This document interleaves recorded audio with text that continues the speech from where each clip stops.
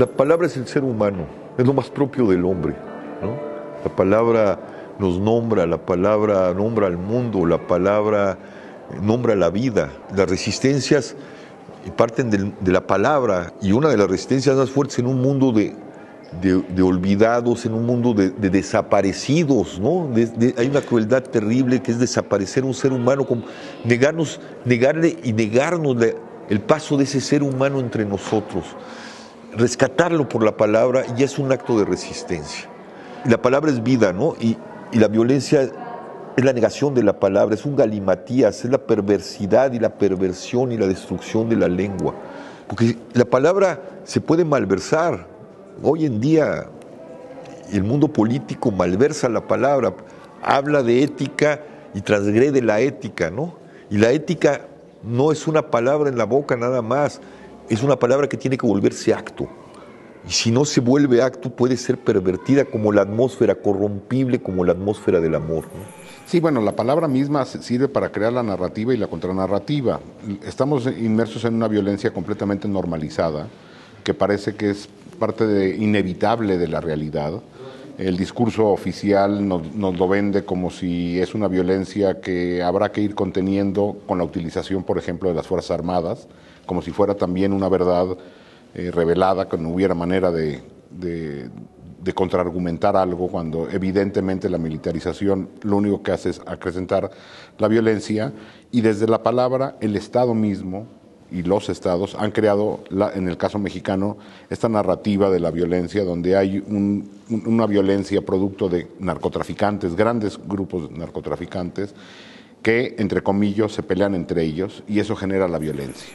Parece que las bondades de este tipo de Estado son bondades, pero cuando ves el fondo, y el fondo lo puedes ver en la violencia, te das cuenta que hay una perversidad porque hemos desmoronado la idea de prójimo, del yo-tú, donde yo me veo y quiero protegerte, en una relación yo-tú, por una estructura anónima, donde al volverte una instrumentalidad te vuelves nada.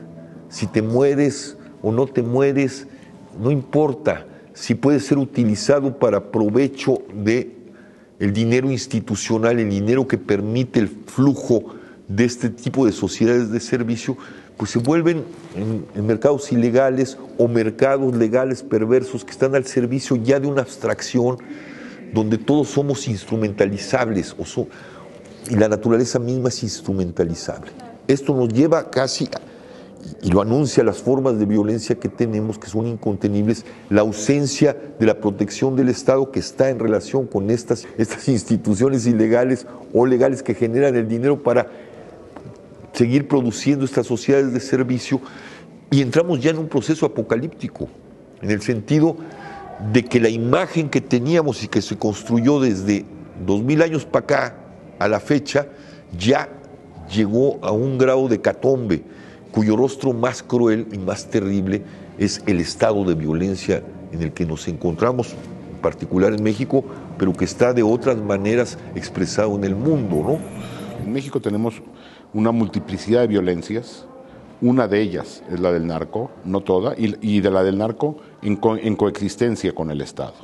Entonces, si el poder, no importando quién gobierne, utiliza la palabra para imponer esa narrativa, para de alguna manera justificar una serie de políticas públicas, entre ellas la militarización, una política punitiva, la utilización de la cárcel como recurso, y de esa manera mantenerse en el poder, también con la palabra se necesitaría crear la contranarrativa.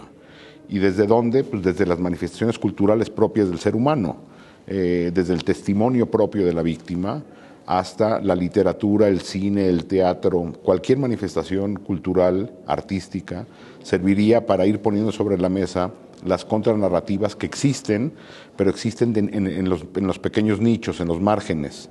Y eso ha sido difícil penetrar a la sociedad en su conjunto. Si nosotros salimos a la calle y preguntamos a qué obedece la violencia en México, nos dirá la gran mayoría al narcotráfico. Detrás de este discurso que niega la realidad, que niega la instrumentalización, ¿no? Que es el discurso del poder, ¿no? Siempre el poder va a negar eso o le va a dar una salida. Son otros los que están generando estas atrocidades, pero no la estructura, no el sistema. Pues las víctimas de alguna forma,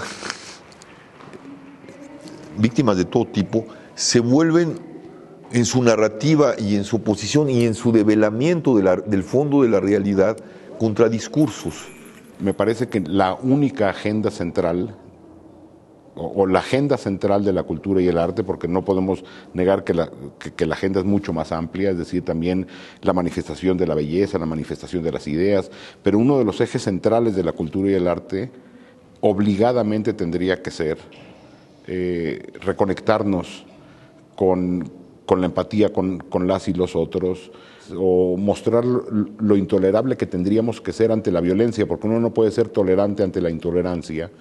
Y uno de los ejes rectores de la cultura, del arte, del periodismo, tendría que ser obligadamente los niveles de inhumanidad que estamos viviendo en México y en el mundo.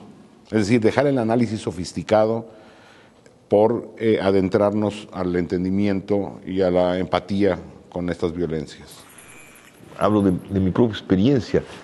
Yo encuentro la fraternidad, encuentro esta nueva relación con la proximidad. Cuando asesinan a mi hijo y me encuentro con las víctimas que traen la misma historia que yo, ¿no?